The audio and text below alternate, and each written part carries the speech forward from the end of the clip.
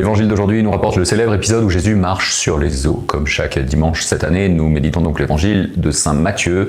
Et c'est passionnant parce qu'il y a dans l'évangile selon saint Matthieu, il est le seul évangéliste à rapporter un détail que les autres évangélistes ne rapportent pas. Non seulement Jésus marche sur les eaux, mais Pierre aussi, dans son audace, lui demande de venir à sa rencontre en marchant lui aussi sur les eaux. Et c'est surprenant, mais Jésus l'y autorise. « Viens », dit Jésus. Alors Pierre va commencer à marcher sur les eaux, mais en chemin il prend peur. En voyant la tempête autour de lui, sa foi vacille et il commence à s'enfoncer, à se noyer et crie vers Jésus qui le saisit aussitôt par la main et le sauve de la noyade. Remarquons d'abord un détail rapporté aussi bien par saint Matthieu que nous lisons donc cette année, mais aussi par saint Marc. Vous vous rappelez peut-être, dimanche dernier, à la fin de l'évangile, Jésus, après avoir multiplié les pains, il monte sur la montagne pour prier, tandis qu'il oblige ses disciples à prendre la mer. Autrement dit, c'est lui-même, c'est Jésus, qui les conduit dans un environnement particulièrement hostile, qui les oblige à prendre la mer. Or, dans la Bible, la mer est souvent le symbole du mal, le symbole du chaos, le symbole des puissances qui s'opposent à Dieu. C'est un lieu d'insécurité, de danger, de mort. Et comme si cela ne suffisait pas, la traversée a lieu la nuit. Parmi tous les moments possibles, Jésus choisit précisément celui où les ténèbres enveloppent le monde. Donc les disciples sont seuls dans la barque, le vent leur est contraire, tout semble se liguer contre la mer, la nuit, la tempête, l'absence de Jésus. Donc cette scène ressemble étrangement, on pourrait dire, à ce que nous pouvons vivre, nous, dans les moments d'épreuve, tant dans notre existence personnelle que aussi dans l'histoire de l'Église. Car la barque de Pierre dans l'Évangile, elle symbolise l'Église dans les difficultés qu'affrontent les apôtres dans la barque de Pierre à ce moment. Eh bien, elle symbolise les difficultés qu'affronte l'Église. Pourtant, l'Évangile nous offre d'emblée une première consolation.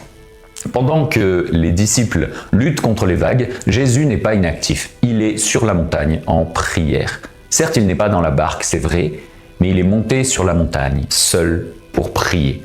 Donc il prie pour ses apôtres qui se battent dans leur barque, au cœur de la tempête. Il prie pour son Église. Et bien aujourd'hui encore, Jésus continue d'intercéder pour nous auprès du Père. Comme le dit la lettre aux Hébreux, il est le grand prêtre éternel qui vit pour intercéder en notre faveur. Est-ce que vous ne trouvez pas ça très consolant, très réconfortant de le savoir, que Jésus prie pour nous, prie en notre faveur, comme notre grand prêtre.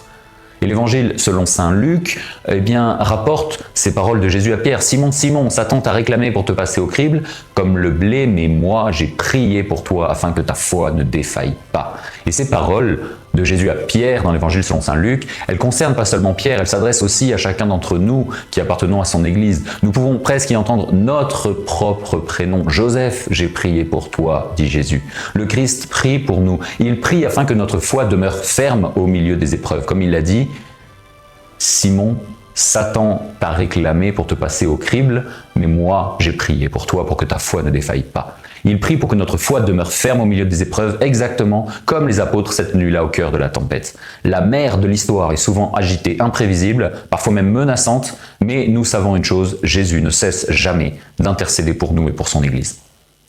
Et c'est précisément lorsque la nuit est la plus profonde, lorsque les ténèbres semblent les plus épaisses et que le vent contraire souffle avec le plus de violence, que Jésus vient à la rencontre de ses disciples. Le deuxième enseignement que nous pouvons tirer pour notre vie spirituelle est le suivant. Le premier, c'est que Jésus, même lorsque nous ne le voyons pas, nous ne le sentons pas, il prie pour nous.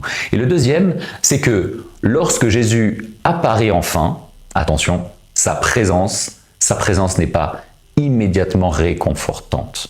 Les apôtres, ils vont être saisis de crainte. Les évangélistes nous disent que les disciples prennent Jésus pour un fantôme. Ils sont saisis de peur. Pourquoi ce détail est-il important? Eh bien, parce que Jésus, marchant sur les eaux, manifeste la présence de la providence divine au cœur même de nos épreuves, de nos tempêtes. Mais bien souvent, nous ne le reconnaissons pas. Nous ne reconnaissons pas la providence divine au cœur de nos épreuves. C'est pas si simple de reconnaître Jésus au milieu de la tempête de nos vies ou de la tempête de l'Église. Les apôtres voient donc Jésus marcher sur l'eau pour venir à leur rencontre. Ils le prennent pour un fantôme. Et c'est intéressant de remarquer que les évangélistes utilisent ici une expression pour parler de marcher sur les eaux, pour parler de Jésus, qui est une expression qui renvoie directement à l'Ancien Testament. Et plus précisément à un verset du livre de Job. Nous connaissons le livre de Job, les souffrances de Job. Vous savez, Job qui est la figure du juste, qui n'a pas péché, mais qui est éprouvé, le juste souffrant, qui annonce déjà le Christ souffrant, mais qui annonce aussi l'Église qui sera appelée à partager les épreuves de son Seigneur. Eh bien, au milieu de ces souffrances, Job reconnaît que Dieu demeure le maître de toutes choses, après avoir contemplé les puissances de la création, de Dieu dans la création.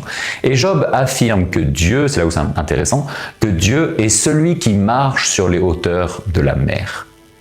On trouve ça au chapitre 9 du livre de Job. C'est intéressant, c'est la même réalité. Job le juste, qui souffre, dit que Dieu marche sur les hauteurs de la mer. Alors, vous comprenez que cette référence éclaire profondément notre évangile. Et inversement d'ailleurs, l'évangile d'aujourd'hui éclaire aussi le livre de Job, qui peut nous paraître un livre obscur, compliqué à comprendre. Au milieu des souffrances de Job, Dieu était déjà présent. Même lorsque Job ne comprenait absolument pas son action, Job a eu tous les malheurs du monde, qui lui sont tombés dessus sans aucune faute de sa part, et Job ne comprend pas, mais il affirme que Dieu est celui qui marche sur les hauteurs de la mer. De même, au milieu de nos propres épreuves, au milieu des épreuves de l'Église, que la plupart du temps nous ne comprenons pas non plus, le Christ est présent, même lorsque nous ne le reconnaissons absolument pas. Donc, il arrive que cette présence, loin d'être d'abord consolante, nous déroute, nous effraie, soit effrayante. Pourquoi ça? Eh bien, parce que depuis le péché originel, l'homme réagit souvent à la présence de Dieu par la peur. Et oui, rappelons-nous notre passage de l'Ancien Testament, cette fois dans la Genèse, Adam et Ève, lorsqu'ils entendent le Seigneur marcher dans le jardin d'Éden, alors qu'ils viennent de commettre le premier péché de l'histoire. Eh bien, ils se cachent, ils ont peur de Dieu. Celui qui était leur père devient à leurs yeux un juge dont ils redoutent la présence et dont il faut se cacher. Depuis le péché originel, la présence de Dieu peut susciter de la crainte, de la peur. Et face à cette peur, Jésus nous invite à une seule attitude qui est la foi. Avant même que les disciples donc ne le reconnaissent, avant même qu'ils puissent distinguer son visage, il se fait connaître par sa parole.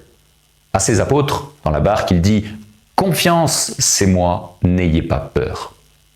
Et dans les 3 évangiles qui racontent cet épisode, on retrouve ces mots prononcés par Jésus. En grec, ego eimi. En français, je suis, ou bien c'est moi. Confiance, c'est moi, n'ayez pas peur. Ce sont les mêmes paroles par lesquelles Dieu s'était révélé à Moïse au buisson ardent, cette fois dans le livre de l'Exode. Je suis celui qui suis. Par cette expression, Jésus révèle donc son identité divine. Il nous rappelle que Dieu est l'être même, la source de toute notre vie, de tout notre bien, de tout amour. Et au milieu de la tempête, au milieu de la nuit, au milieu de la mer, au milieu finalement de toutes nos misères, nos épreuves, il existe un bien que rien ni personne ne pourra jamais détruire. C'est Dieu lui-même. Voilà, quelles que soient les tragédies que nous traversons, il demeure une réalité qui reste absolument et restera toujours intacte, qui est l'amour de Dieu. Pensez à un orage d'une violence extrême, des nuages noirs menaçant sur tout le ciel, des éclairs qui déchirent la totalité du ciel, le vent qui se déchaîne, la pluie, la grêle qui frappe, rebondit sur le sol. Tout est plongé dans les ténèbres. Pourtant, au-dessus des nuages et de la tempête, le soleil continue de briller du même éclat. C'est une image pour parler de Dieu au-delà de nos tempêtes, de cette réalité. Je suis, c'est moi. Les tempêtes de notre vie peuvent obscurcir la totalité de notre horizon, mais elles ne peuvent jamais atteindre celui qui est la source de tout bien. Voilà une certitude à garder lorsque nous traversons l'épreuve. Oui, nous souffrons, oui, les crises sont bien réelles, oui, nous ne comprenons pas nos souffrances comme Job, mais Dieu demeure. Son amour ne faiblit pas, sa fidélité ne change pas, il est, point. Alors que le mal, lui, en revanche, il n'a pas de consistance propre. On en a déjà parlé dans une précédente homélie, et il n'aura jamais le dernier mot. Saint Paul, il nous rappelle cette immense espérance. Nous savons, dit Saint Paul, que tout concourt au bien de ceux qui aiment Dieu. On trouve ça dans l'Épître aux Romains, chapitre 8. Ça signifie évidemment pas que tout est bon, le mal reste un mal, mais Dieu est assez puissant pour tirer un bien plus grand du mal qu'il permet. Jésus n'a pas envoyé ses disciples dans la tempête, en plus il les a obligés à partir sans lui pour jouer avec leur peur. Jésus ne se plaît pas à éprouver ses disciples, ses amis. Si Dieu permet l'épreuve, c'est parce qu'il sait pouvoir en faire naître un bien infiniment plus grand. Saint Augustin l'exprime dans une formule devenue célèbre et tout à fait juste. Dieu ne permettrait jamais un mal s'il ne pouvait en tirer un bien plus grand. Toute l'histoire du salut en est la preuve. Si le Christ a accepté la croix, c'est parce que la croix devait devenir l'instrument de notre salut. Un mal pour un bien infiniment plus grand. Alors que lorsque nous unissons nos propres croix à la sienne, elles peuvent elles aussi devenir un chemin de grâce, de salut. Joseph Ratzinger, le cardinal Ratzinger qui deviendra le pape Benoît XVI, faisait remarquer que la peur la plus profonde de l'homme, c'est celle de la solitude, celle de l'abandon. C'est pourquoi la présence de quelqu'un qui nous aime suffit parfois à apaiser toutes nos angoisses. Il en est aussi exactement pareil pour notre relation avec Dieu. Le Seigneur ne nous promet pas une vie sans tempête, ce serait un mensonge, mais il nous promet sa présence. Bon, revenons à notre évangile, à notre tempête et à Jésus qui marche sur les eaux. Jésus s'approche, il rassure donc ses disciples, confiance c'est moi, n'ayez pas peur. Et alors Pierre prend la parole. Fidèle à son tempérament audacieux, Pierre dit à Jésus, « Seigneur, si c'est bien toi, ordonne-moi de venir vers toi en marchant moi aussi sur les eaux. » Et Jésus lui répond d'un seul mot, « Viens ». Alors Pierre descend de la barque. Pendant quelques instants, il accomplit l'impossible. Lui aussi marche sur les eaux. Tant que son regard reste fixé sur Jésus, rien ne peut l'atteindre. La force qui le porte ne vient pas de lui-même, mais de la parole du Christ à laquelle il s'est confié dans la foi. Puis, tout va basculer. L'Évangile précise que Pierre regarde la violence du vent, son attention se détourne de Jésus pour se fixer sur la tempête. À cet instant, il commence à s'enfoncer. Voilà une image tellement réaliste de notre vie spirituelle. Nous aussi, tant que notre regard demeure fixé sur Jésus, nous avançons, mais même au milieu des difficultés. Mais lorsque nous laissons absorber par nos peurs, par nos inquiétudes, par nos épreuves, par nos blessures, par nos échecs, notre confiance s'affaiblit peu à peu. Nous finissons par regarder davantage la force des vagues que la puissance de la parole du Christ. Nous passons des heures à ressasser nos problèmes, à contempler ce qui nous fait souffrir, à mesurer l'ampleur des difficultés. Et peu à peu, toute notre attention, notre concentration est sur la tempête. Et nous perdons de vue celui seul qui peut nous sauver. Pierre nous apprend alors quelque chose d'essentiel. Il ne réussit pas à marcher jusqu'au bout. Il tombe. Mais il ne désespère pas. Au moment même où il s'enfonce, où il va perdre sa propre vie à cause de la tempête, il pousse le cri, on va dire le cri de la confiance. Seigneur, sauve-moi. Vous voyez, la prière, c'est ça, tout simplement, un acte de foi. Pierre ne compte plus sur ses propres forces. Il ne cherche plus à se sauver lui-même, il sait qu'il en est tout à fait incapable. Il sait que sans Jésus, il est mort. Ce serait bien qu'on sache ça, que sans Jésus, nous sommes morts. Alors, il remet toute son espérance entre les mains du Christ, et aussitôt Jésus étend la main, le saisit et le relève. Belle image de la miséricorde. L'Évangile est très beau sur ce point. Jésus ne laisse pas Pierre s'enfoncer davantage et mourir dans la tempête. Sa main, la main de Jésus, est plus rapide que la chute de son disciple. Un simple cri, un simple regard à nouveau vers Jésus, et Jésus le sauve. Voilà cette image de la miséricorde de Dieu que je trouve très belle. Le Seigneur, eh bien, il ne se lasse jamais de nous relever lorsque nous nous tournons vers lui. Il s'agit simplement de dire « Seigneur, sauve-moi ». Et ça s'appelle la confession. Mais si nous le prions, si nous ne comptons pas sur nos propres forces pour nous sauver nous-mêmes, mais si nous posons à nouveau un acte de foi en Jésus, alors Jésus, lui, il nous relève dans le sacrement de la réconciliation.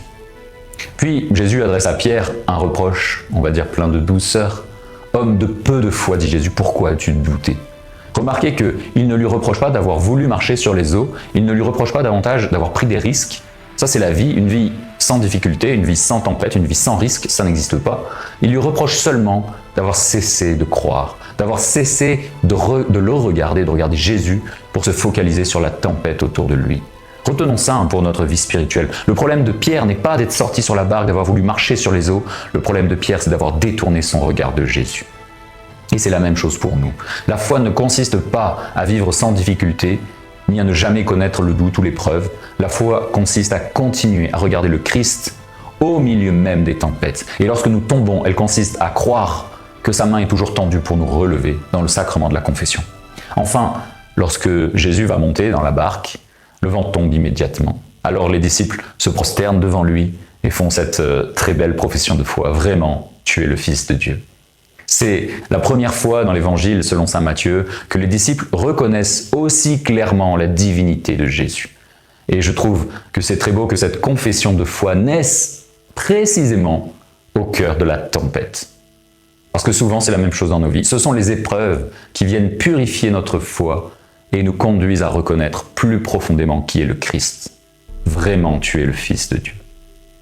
Chers amis, cet évangile est un immense message d'espérance. Le Seigneur ne nous promet pas une existence sans vent contraire, ni à l'abri des tempêtes, bien au contraire. Il nous promet quelque chose de plus grand encore. Il nous promet sa présence au milieu des tempêtes. Il nous assure qu'il prie sans cesse pour nous. Il vient à notre rencontre lorsque nous croyons être seuls. Il nous révèle que rien ne pourra jamais détruire l'amour de Dieu. Et lorsque notre foi vacille, lorsque nous tombons, lorsque nous péchons, il tend la main à celui qui crie vers lui. Demandons aujourd'hui au Seigneur la grâce de garder les yeux fixés sur lui. Et si, comme Pierre, nous venons à faiblir, n'ayons jamais peur de reprendre cette prière si simple, si pauvre, mais si puissante. Seigneur, sauve-moi. Et soyons sans crainte. Le Christ ne laissera pas se perdre celui qui met toute sa foi en lui.